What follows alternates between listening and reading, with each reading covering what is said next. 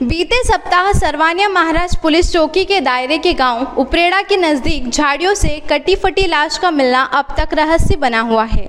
इस घटना से कोई 12 दिन पहले उपरेड़ा का दलित बालक लापता हुआ था। यदि दोनों घटनाओं को लगभग 20 दिन बीत चुके हैं। डीएनए टेस्ट तक की बात आने के बाद भी फिलहाल परिणाम शून्य हैं। पीड़ित परिवार और दलित समाज घटना को एक मान रहा है, लेकिन जो शव मिला उसकी पुष्टि ने जांच को उलझाया हुआ है। दलित समाज सड़क पर आकर अपनी पीड़ा बता चुका है। पीड़ित परिवार न्याय की आस में अभी भी धरने पर बैठा है। इधर राजनीति भी शुरू हो गई है। जिम्मेदारों के नियंत्रण से मामला अभी भी बाहर ही है। इस बीच मुख्यमंत्री शिवराज सिंह चौहान का सरवानिया क्षेत्र का दौरा तय हो गया है। रावली कुई का मामला सबके सामने है। मजबूत सूचना तंत्र के अभाव में वहां जन आशीर्वाद यात्रा के दौरान पुराना नासूर फूट चुका है।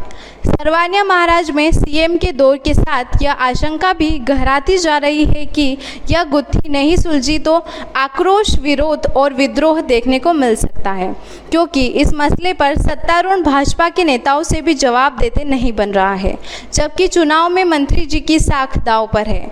देखिए MP44 की खास रिपोर्ट। घटनाक्रम तो घर से स्कूल गया था वो जी, फिर घर वहाँ स्कूल से घर नहीं आया, तो वहाँ घर पे कुछ विवाद ही नहीं हुआ। अच्छे से घर से गया, वो बॉडी वाली झाड़ियों में मिली यहाँ हमारे गांव के पास में। हाँ, वो तो उसका PM से मालूम हो गया ना कि वो हमारे लड़के की बड़ी 11 दिन में कुछ नहीं हुआ था। अब क्या होगा? दिन गाँव में झगड़ा हुआ था प्रजापति समाज के साथ जी, तो उसके लड़के ने झगड़ा किया। उसका बाप मुझे सुबह कहने आया, धमकाने आया कि तू तेरे बच्चे को समझा लेना, नहीं तो मैं तुम्हारा पतन कर दूंगा। ये कितनी बड़ी घटना आपके जिले में हुई है और कहीं पर भी अभी तक उस बात का डिसीजन नहीं हो पाया कि आरोपी कौन है। ये कितनी बड़ी लापरवाही पुलिस प्रशासन की। 11 तारीख से गुम हुआ बालक नहीं मिला और 3 दिन पहले उसकी लाश मिली है। 4 दिन पहले, आज 4 दिन हो गए लाश मिले। 3 भागों में उसकी लाश मिली है और पुलिस प्रशासन कह रहा है सुसाइड किया है। तो कहीं ना कहीं ये प्रश्नवाचक चिन्ह है पुलिस प्रशासन पे कि एक तो लापरवाही आपने ये करी कि 11 दिन से बालक जो लापता था आपने खोजा नहीं, आपने लापरवाही करी जिसके कारण उसकी मृत्यु हो गई। और अब मृत्यु होने के बाद में आप एन के एन प्रकरण पल्ला झाड़ रहे हैं। आपको पल्ला नहीं झाड़ना चाहिए, आपको आरोपियों की गिरफ्तारी करना चाहिए।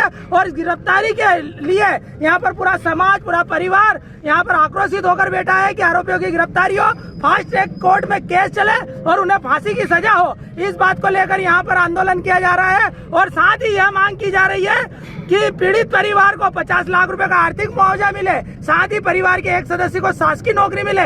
इन 5 मांगों को लेकर हमारा यहाँ पर जो है प्रदर्शन है। इन रोहित को भजन गाते वक्त वहाँ के जो लोग हैं उसमें संदीप प्रजापत और विनोद प्रजापत, इन लोगों ने मारपीट करी थी और इन लोगों ने धमकी दी थी उसके घर पे जाके कि तुझे जान से खत्म कर देंगे। और हमने ये बात प्रशासन को बताई, किंतु उन लोगों की अभी तक गिरफ्तारी नहीं हुई है और पुलिस कहीं ना कहीं उन्हें संरक्षण दे रही है। तो कहीं ना कहीं हमारी समाज में जो आक्रोश है और रोष है पुलिस प्रशासन के खिलाफ है। हमारे साथ न्याय नहीं हो रहा है और जब तक न्याय नहीं होगा हमारा आंदोलन अनवरत जारी रहेगा। पुलिस ने इसमें काफ़ी पीछे लगकर इसमें सारे कैमरे खंगाले हैं कि जो मृतक है रोहित, वो वहाँ पर जो घटना स्थल है जहाँ पर उसका शव मिला है वहाँ पर कैसे पहुँचा, किन परिस्थितियों में पहुँचा है, उसके पहले कहाँ था, स्कूल में कब आया, स्कूल से कब निकला, उसके किसी के साथ किस तरह के संबंध थे, क्या उसकी किसी से आज दुश्मनी थी। सारे इन चीज़ों पे विषयों पे हमने वर्क करके क्लूज़ फाइंड आउट करने की कोशिश किए हैं। अभी तक हमारे सामने ये जो है ऐसा अभी तक क्लू नहीं आया है जिसमें ये हम समझ पाएँ कि किसी ने उसका मर्डर किया है। तो हम उस पर और वर्क कर रहे हैं और ऐसे क्लूज़ निकालने की कोशिश कर रहे हैं जिससे गुत्थी सुलझे। सबसे पहली बात तो इसमें समझने वाली ये है कि क्या पुलिस इसमें काम कर रही है फाइंड आउट करने की नहीं। डेफिनेटली हम 24/7 इस पर काम कर रहे हैं। अब इसमें जो तथ्य आएंगे उसी के बेसिस पे काम होगा। किसी निर्दोष को गलत हम भी नहीं पकड़ सकते। हम जब तक पूरी तरह से इसमें क्लियर नहीं हो जाएगी कौन जिम्मेदार है, उसी को ही हम अरेस्ट कर सकते हैं। इस पर काम कर रहे हैं और जैसे भी चीज़ें, जैसे भी क्लू सामने आएगी वैसे वैसे हम उस पर वर्क करेंगे। हमने सुरक्षा व्यवस्था कर रखी है और परिजनों से भी हम लगातार बात कर रहे हैं। जो भी हमारी फाइंडिंग्स है वो परिजनों को बता रहे हैं, उनसे कुछ छुपा। हम सारी व्यवस्थाएं लगाए हुए हैं सीएम साहब के दौरे पे। जहाँ जहाँ सीएम साहब आएंगे वहाँ पर सभा स्थल, हेलीपैड वगैरह, रोड शो, वहाँ पर पुलिस को हमने